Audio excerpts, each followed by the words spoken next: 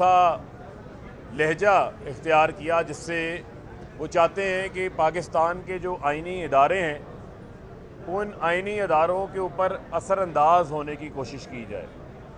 بنیادی طور کے اوپر بار بار یہ بات کہی جاتی رہی کہ کوئی خط نہیں ہے، کوئی خط نہیں ہے، لیکن نیشنل سیکیورٹی کونسل کا جو اعلامیہ ہے وہ میں سمجھتا ہوں کہ پورے پاکستان کے لیے کافی ہونا چاہیے، جس میں یہ بات بڑی واضح کر دی گئی کہ پاکستان کے اندر جو بیرونی انٹرفیرنس ہوئی ہے بیرونی فارن کنٹری کی جانب سے، اور میں سمجھتا ہوں کہ اس کے بعد اس کو کوئی ڈاؤن پلے کرے، رائٹ لیفٹ کرے، اس میں کسی قسم کی کوئی گنجائش نہیں بچتی۔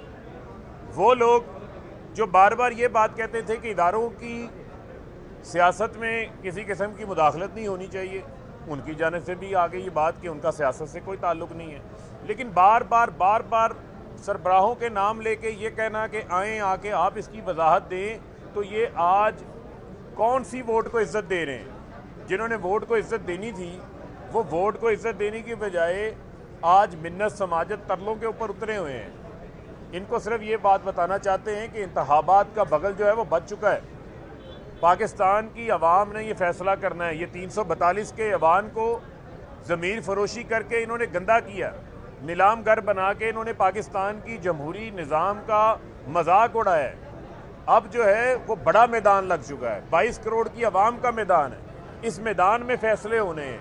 یہ جو ہمیں کہتے تھے کہ آپ عوام میں جائیں، ہیلمٹ پہن کے جائیں، آج ہم پیچھے مڑ کے دیکھ رہے ہیں یہ رائٹ لیفٹ دور دور تک نظر نہیں آ رہے، اور وزیر اعظم اور وزیر اعلیٰ بننے کی اتنی خواہش ہے کہ خوابوں کے وزیر اعظم تو تھے، اب فرضی وزیر اعظم بن گئے ہیں، فلیٹی ہوٹل کے وزیر اعلیٰ بن گئے ہیں۔ تو بنیادی طور کے اوپر چاہے وہ بلاول ہیں، چاہے وہ شہباز شریف ہیں، چاہے وہ فضل الرحمان ہیں، انہوں نے بیرونی طاقتوں کی کٹ پتلیوں کا کردار ادا کیا ہے۔ پاکستان کے اندر رجیم چینج کی بیرونی سازش کو آگے بڑھانے کے لیے میر جعفر میر صادق کا کردار ادا کیا ہے۔ پاکستان کی جو عوام ہے وہ یہ فیصلہ کر کے بیٹھے ہوئے ہیں کہ ہم نے ملک کی خود مختاری، ملک کی سالمیت اور قومی غیرت کے اوپر کسی قسم کا سودے بازی نہیں کرنی۔ لوگ اپنی پیٹ پر پتھر باندھنے کو تیار ہیں، لیکن جو لوگ ان کو بھکاری کہتے ہیں، جو لوگ غلامی کرنے کے لیے تیار ہیں، جو پاکستان کے اندر 400 ڈرون حملوں کی اجازت دیتے ہیں، ان کے ساتھ پاکستان کی عوام کسی صورت بھی ساتھ نہیں کھڑی۔ اور میں یہ سمجھتا ہوں کہ وزیر اعظم عمران خان نے یہ ایک فرق واضح کر دیا ہے۔ یہ 11 جماعتیں ایک طرف کھڑی ہیں، پرائم منسٹر عمران خان ایک طرف کھڑے ہیں۔ اب میں ایک بڑا چیلنج کرنے جا رہا ہوں، فضل الرحمان، شہباز شریف، آصف علی زرداری اور آگے ان کے جو ہائیبرڈ لیڈرشپ تیار ہو رہی ہے، مریم، بلاول، کہ آپ ایک نشان لے لیں انتخابات کے اندر۔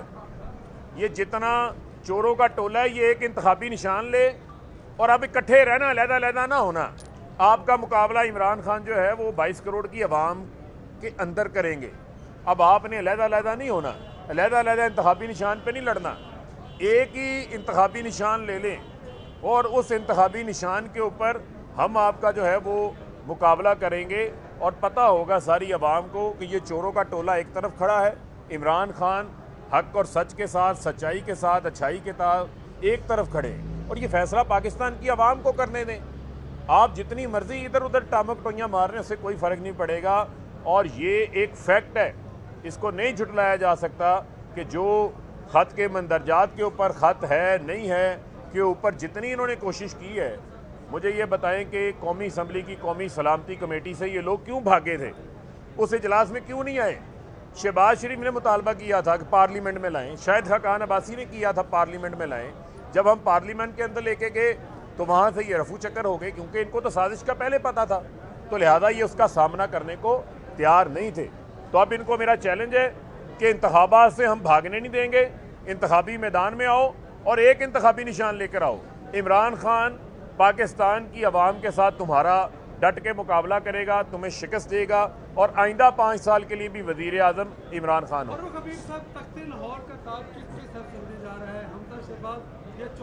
دیکھیں بات یہ ہے کہ اگر تو آپ نے ضمیر فروشی کرنی ہے تو مجھے بتائیں، ہمیں آئین شکنی کی کہانیاں جتنی ہم نے ان 4 دنوں میں سنی ہیں، اس سے پہلے تو ہمیں نظر نہیں آئی. یہ آئین کا آرٹیکل 63(a) کیا کہتا ہے کہ آپ اگر پارٹی سے ڈیفیکٹ کرتے ہیں تو پھر آپ کا راستہ ہمیشہ کے لیے رکنا چاہیے. ادرویز آپ اختلاف ہے آپ ریزائن کریں, دوبارہ عوام میں ریلیکٹ ہو کے آ جائیں. تو مصنوعی وزیر اعلیٰ جتنا مرضی بننے کی کوشش کریں, ضمیر فروشی کر کے وزیر اعلیٰ بننے کی کوشش کریں, وہ حقیقی وزیر اعلیٰ نہیں ہوگا. حقیقی وزیر اعظم وزیر اعلیٰ وہی ہوگا جو عام انتخابات, نئے انتخابات سے 22 کروڑ عوام کا مینڈیٹ لے کر آئے. اجلاس میں تاخیر کی جو بنیادی وجہ ہے وہ انہوں نے پیش کی ہے کہ جو توڑ پھوڑ انہوں نے کی ہے اسی کی وجہ سے ہو رہی ہے. سب سے بڑی رکاوٹ بھی یہ لوگ. آپ نے دعویٰ تو کر دیا, اپوزیشن کو ہٹا تو کہہ دیا, ان کے خلاف ایک ثبوت میں دعوے کیا ہے, اور دوسرا پھر آپ کیا آرٹیکل 6 کے لیے عدالت سے رجوع کریں گے؟ دیکھیں, بنیادی طور کے اوپر آرٹیکل 6 سے پہلے آرٹیکل 5 بھی ہے. آرٹیکل 5 سے پہلے آرٹیکل 2(a) بھی ہے جو یہ کہتا ہے کہ پاکستان کا جو آئین ہے وہ قرارداد مقاصد کے لیے پاکستان کی سالمیت, خود مختاری کے تحفظ کے لیے پاکستان کے آئین کو بنایا جائے گا. اب یہ نہیں ہو سکتا, یہ کہتے ہیں جی 197 کو 175 کو غدار کہہ دیا. ہم نے تو بنیادی طور کے اوپر بات یہ کی تھی کہ بہت سارے ایسے لوگ ہیں جو انجانے میں ان کے اس ساری جو سازش ہے اس کا حصہ بنے ہوئے ہیں. ہم نے ان کو موقع بھی فراہم کیا, لیکن پاکستان کی عوام ان لوگوں کو کس نظر سے دیکھے جو ڈیمارچ کرنے کے بعد, NSC کے اعلامیے کے بعد آج بھی اگر ان کے ساتھ کھڑے ہوتے ہیں تو پھر گلی کوچوں کے اندر پبلک ان سے سوال کرے گی. اور یہ پبلک کا رائٹ بھی ہے. پاکستان کے اندر جمہوریت ہے, جمہوری ملک ہے, اور یہاں پر سب کو سوال کرنے کا بھی اختیار ہے. فاروق صاحب یہ بتا دیں, عمران خان پہلے ہی ہٹ گئے تھے. فاروق صاحب یہ بتا دیں کہ جو ابھی عدالت میں رولنگ کے بعد تمام تر ساری چیزیں آپ کے سامنے جو کیس چل رہا ہے, عدالت کا جو بھی فیصلہ آتا ہے کہ ان کیس اگر وہ آپ لوگوں کے خلاف بھی آتا ہے تو کیا آپ لوگ اس چیز پر مائنڈ سیٹ آپ لوگ ریڈی ہیں کہ عدم اعتماد پہ ووٹنگ آپ لوگ کرائیں گے؟ کیونکہ اس دن جو ایک رولنگ ہے نیشنل اسمبلی کے قوانین پہ کہ ووٹنگ کرانا لازمی ہے, وہ نہیں ہوئی, نئی رولنگ آ گئی, تو اس پر دیکھیں بنیادی طور کے اوپر اگر آپ ڈپٹی اسپیکر کی رولنگ کو پڑھیں, انہوں نے تمام چیزوں کا حوالہ دیا, کیبنٹ کی میٹنگ کا, نیشنل سیکیورٹی کی میٹنگ کا, قومی سلامتی کی جو قومی اسمبلی کی کمیٹی کی میٹنگ ہے اس کا حوالہ دیا. انہوں نے یہ کہا کہ اس کو پروب ہونا چاہیے. یہی تو مطالبہ ہم کر رہے ہیں کہ اس کو پروب ہونا چاہیے. پروب ہوئے بغیر یہ اگر ووٹ آف نو کانفیڈنس ہوتا ہے تو اس ووٹ آف نو کانفیڈنس کے اوپر جو بیرونی سازش ہے جس میں بار بار ووٹ آف نو کانفیڈنس کا ذکر ہے, اس خط کے اندر رجیم چینج کا ذکر ہے, پاکستان کے ساتھ تعلقات کو آگے بڑھانے کے لیے عمران خان کی حکومت کو گرانے کا ذکر اس کے اندر موجود ہے.